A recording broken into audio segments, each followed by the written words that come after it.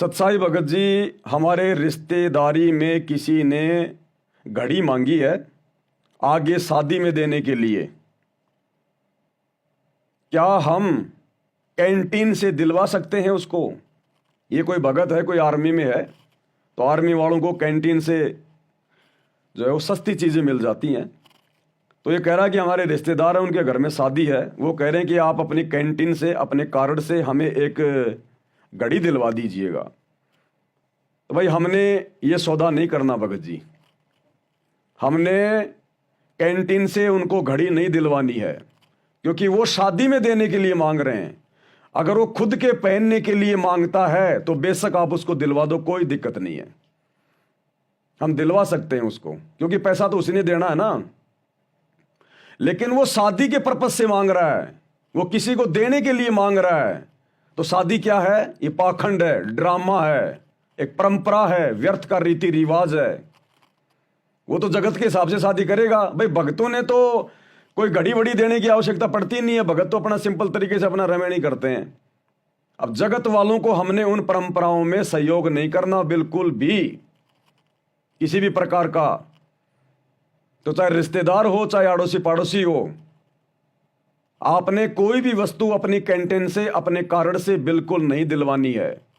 कोई भी सामान खरीदवाने में आपने कोई सहयोग नहीं करना है, अन्यथा उस शादी में, उस पाखंड में, उस परंपरा में आपका भी सहयोग माना जाएगा। तो ये गलती हम भगत भाई बहनों ने बिल्कुल भी नहीं करनी है, बिल्कुल भी। हाँ, यदि आपकी दुकान है, आपकी यदि घड़ी की दुकान है, और आपसे फिर भले चाहे कोई शादी के लिए लेने आओ, चाहे कोई मरने वाले के लिए लाओ, उसमें हमें कोई दिक्कत नहीं है, क्योंकि हमारा काम तो बेचने का है, क्योंकि वो हमारी रोजी रोटी, वो हमारा धंधा है।